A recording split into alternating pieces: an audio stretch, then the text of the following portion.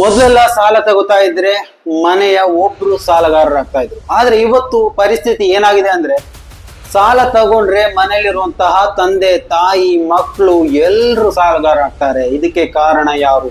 ಧರ್ಮಸ್ಥಳದಿಂದ ಬಿಟ್ಟಿಯಾಗಿ ನೀಡ್ತಾರೆ ಅನ್ನುವಂತಹ ಆ ಒಂದು ಆಲೋಚನೆಯಲ್ಲಿ ತಗೊಳ್ಳುವಂತಹ ಸಾಲದಿಂದ ಸಾಲಗಾರರಾಗಿ ಆತ್ಮಹತ್ಯೆಯವರೆಗೂ ತಲುಪಿದ ಕುಟುಂಬಸ್ಥರ ರೋದನೆಯನ್ನ ಕೇಳುವವರು ತಮ್ಮಣ್ಣ ಶೆಟ್ಟಿ ಅವರು ಒಂದು ವಿಚಾರವಾಗಿ ಸಂಕ್ಷಿಪ್ತವಾದಂತಹ ಒಂದು ವಿವರಣೆ ಕೊಟ್ಟಿದ್ದಾರೆ. ಸೊ ಆ ಒಂದು ವಿಡಿಯೋ ಕಡೆ ಹೋಗೋಣ. ಸ್ನೇಹಿತರೆ, ಎಲ್ರಿಗೂ ನಮಸ್ಕಾರ. ಇವತ್ತಿನ ಜನತಾ ಎನ್ನುವ ಒಂದು ಹೊಸ ವಿಡಿಯೋಗೆ ಎಲ್ರಿಗೂ ಸ್ವಾಗತ. ಇವತ್ತೊಂದು ವಿಶೇಷ ಮಾಹಿತಿಯನ್ನು ಹೇಳ್ತಾ ಹೋಗ್ತೀನಿ. ಕೊನೆವರೆಗೂ ನೋಡಿ. ನಿಮ್ಮ ಅಭಿಪ್ರಾಯಗಳನ್ನ ಕಮೆಂಟ್ ಮಾಡೋಕೆ ಮರಿಬೇಡಿ. ಜನತಾ ಏಜೆಂಟನ್ನ ಸಬ್ಸ್ಕ್ರೈಬ್ ಮಾಡಿ.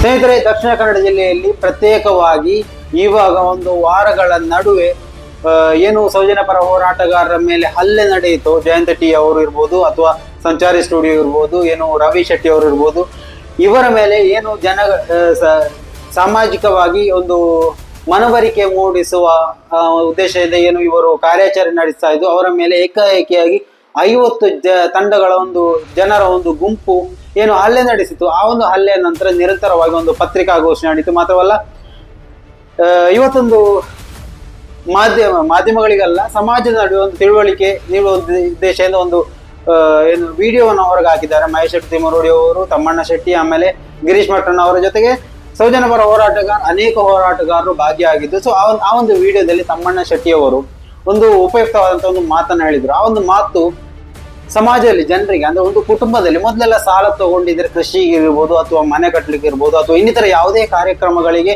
ಲೋನ್ ತಗೊಂಡಿದ್ರೆ ಕುಟುಂಬದಲ್ಲಿ ಓರ್ವ ಸಾಲಗಾರನಾಗ್ತಾ ಇದೆ. ಬ್ಯಾಂಕ್ನಿಂದ ಇರ್ಬೋದು ಅಥವಾ ಸರ್ಕಾರ ಕೊಡುವಂತಹ ಸಾಲ ಇರ್ಬೋದು, ಸಾಲ ಸೌಲಭ್ಯಗಳಿರ್ಬೋದು, ಎಲ್ಲದರಲ್ಲೂ ಒಬ್ಬ ಸಾಲಗಾರನಾಗ್ತಾ ಇದ್ದ, ಯಾರಾದ್ರೂ ಒಬ್ರು.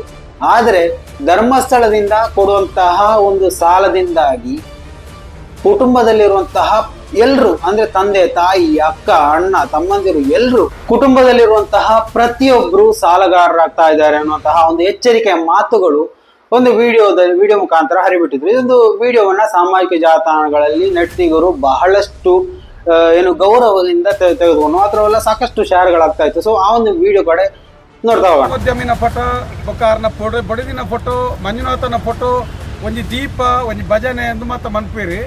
ಬಹುಶಃ ಒಂದು ಮಾತ ನೆನಪುದಿಲ್ಲ. ಪ್ರತಿ ಒಂಜಿ ಇಲ್ಲುಗಳ ಪ್ರತಿ ಒಂಜಿ ಧರ್ಮಗಳ ಅಪ್ಪೆ ನಂಗೆ രണ്ട് ಸತ್ಯ ಬನ್ಪಲ್ಲ. ಒಂದು ನಿನ್ನ ಧರ್ಮ ಬೊಕ್ಕ ನಿನ್ನ ದೇವಿರಂದು ಒಂಜಿ ಕುಟುಂಬ ದೈವ ಗ್ರಾಮ ದೈವ ಅನ್ನೋದು ನಂಗೆ ಆ ರಡ್ಡು ಮಾನವ ದೇವರೇ ನಂಬೋಡೊಂದು ಜೈದಾದ ಆ ಭಾವನೆ ಇಲ್ಲ. ಅಲ್ಲಿ ಫೋಟೋ ಇತ್ತಲ್ಲ, ಒಂಚೂರು ಆ ರಡ್ಡು ಕಣ್ಣನ್ನು ಬಿಡ್ದಿನ ಫೋಟೋನ ಪಿದಾಯ್ ಪಡೋ ಪ್ರಯತ್ನ ಮಾಡ್ತೀನಿ. ಮನೆ ಒಳಗಿದ್ದಂಥ ಫೋಟೋವನ್ನು ತಿಳಿಸಿ. ಯಾಕಂತ ಹೇಳಿದ್ರೆ ಭಾವನೆಗೋಸ್ಕರ ಯಾರು ಬಲಿಯಾಗಬೇಡಿ. ಮತ್ತು ಖಂಡಿತವಾಗಿಯೂ ಮಂಜುನಾಥನ ಶಾಪ ಇದೆ, ನಮಗೆ ದೋಷ ಇದೆ ಅಂತ ಹೇಳ್ತಾರೆ. ಇದನ್ನು ಒಪ್ಪಬೇಡಿ. ಮಂಜುನಾಥನೇ ಅವರನ್ನು ಕೈಬಿಟ್ಟಾಗಿದೆ. ಈಗ ಮಂಜುನಾಥನೇ ಕೈಬಿಟ್ಟಾಗಿದೆ. ಆಗ ನಾವು ಏನೇ ಬಡ್ದು ಪ್ರತಿಯೊಬ್ಬರು ನಾವು ದುಡಿಬೇಕು, ನಾವು ತಿನ್ನಬೇಕು, ಸುಂದರ ಬದುಕನ್ನು ಕಾಣಬೇಕು. ಈಗ ನಮಗೆ ಬೇಜಾರು ಏನಾಗುವುದು ಅಂತ ಹೇಳಿದ್ರೆ, ಮನೆಯ ಒಬ್ಬ ಯಜಮಾನನ ಹತ್ರ ಸ್ವಲ್ಪ ಸಾಲ ಇತ್ತು. ಇವತ್ತು ಮನೆಯಲ್ಲಿರುವಂಥ 6 ಜನ 8 ಜನ ಎಷ್ಟು ಜನ ಇದ್ರೆ ಇವರೆಲ್ಲರೂ ಸಾಲಗಾರರಾಗಿದ್ದಾರೆ. ಇವರು ನೆನಪಿಡಿ, ಇವತ್ತಿಗೂ ಅನೇಕ ಮುಂಚಿನ ಕಾಲದಲ್ಲಿಯೂ ಏನಾದರೂ ಹರಿಕೆಯಲ್ಲಿ ಮತ್ತೆ ಪಂಚಾಯತಿಗೆ ಮಾಡಿ, ರಾಜ್ಯ ಪಂಚಾಯತಿಗೆ ಮಾಡಿ 2 ಕಡೆಯ ಜಾಗವನ್ನು ವಸೂಲು ಮಾಡಿದವರು. ಹಾಗೆ ಇವತ್ತು ನಿಮ್ಮ ಇದ್ದಂಥ ಅಂಗೈಯಷ್ಟ ಜಾಗವನ್ನು ಮುಂದೆ ಕಲಿಬೇಡಿ, ಯಾವುದೇ ದಾಖಲೆ ಕೊಡಬೇಡಿ, ನಂಬಿಕೆ ಬರಬೇಡಿ. ಎಲ್ಲಿಯ ತನಕ ಅಂತ ಹೇಳಿದ್ರೆ, ಮೊನ್ನೆ 5 ಸಾಲ ಕೊಟ್ಟಿದ್ದಾರೆ. ನಿಮ್ಮ ಮನೆಯಲ್ಲಿ 5 ಸಾಲ ಇದೆ. ಒಂದೊಂದು ಮನೆಗೆ 5 ಸಾಲ ಇದೆ. ಇದು ನೀವು ಸ್ವಲ್ಪ ಒಂದು 10 ವರ್ಷಗಳ ಹಿಂದೆ ಇಂಥ ಒಂದು ಪರಿಸ್ಥಿತಿ ಇತ್ತ ಸಾಲ ಅಂದ್ರೆ ಜನ ದೂರ ಹೋಗ್ತಿದ್ರು. ನೋಡಿ, ಮೊನ್ನೆ ಒಂದು ಮಾತು ಬಂತು. ಅಲ್ಲಿ ನಿಮಗೊಂದು ಪುಸ್ತಕ ಬರ್ತದಲ್ಲ, ಮಾಸಿಕ ಪುಸ್ತಕ, ಅದರಲ್ಲಿ ಅವರ ಧರ್ಮೋದ್ಯಮ ಹೆಂಡತಿ ಒಳ್ಳೊಳ್ಳೆ ನುಡಿಮುತ್ತುಗಳನ್ನು ಬರೀತಾರೆ.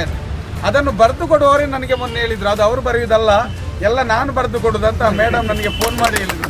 ದಯವಿಟ್ಟು ಅವರ ಬರೆಯುವುದು ಬಿಡಿ. ಈಗ ಪೆನ್ ಹಿಡಿಯುವ ಸ್ಥಿತಿಯು ಅವರ ಹತ್ರ ಇಲ್ಲ. ಈಗ ಆ ಸ್ಥಿತಿ ಆಗಿದ್ದಾರೆ. ದಯವಿಟ್ಟು ಧೈರ್ಯ ತಗೊಳ್ಳಿ, ಕಟ್ಟಬೇಡಿ. ಏನೇ ಇದ್ರೂ ಅವರಿಗೆ ಬೈಬೇಡಿ, ಸಂಘರ್ಷ ಮಾಡಬೇಡಿ. ಶಾಂತಿಯುತವಾಗಿ ನಿಮ್ಮ ಮನೆಗೆ ಹೋಗಿ ಶಾಂತಿಯುತವಾಗಿ. ಇವತ್ತು ಈಗ ನಾವು ನಮ್ಮ ಎಲ್ಲರೂ ದೇವಸ್ಥಾನಕ್ಕೆ ಹೋಗುವವರಿದ್ರೆ ಎಲ್ಲರೂ ನಮ್ಮ ಜೊತೆ ಎಲ್ಲರೂ ಬನ್ನಿ. ಕಷ್ಟ ಸಾಧ್ಯ ಬರುವವರಿದ್ರೆ ಮಾತ್ರ ಆಯ್ತಾ. ಬರುವವರು ವಾಹನ ಇದ್ದವರು ಮಾತ್ರ ಬನ್ನಿ. ಯಾಕಂದ್ರೆ ಗೊತ್ತಾಯ್ತು.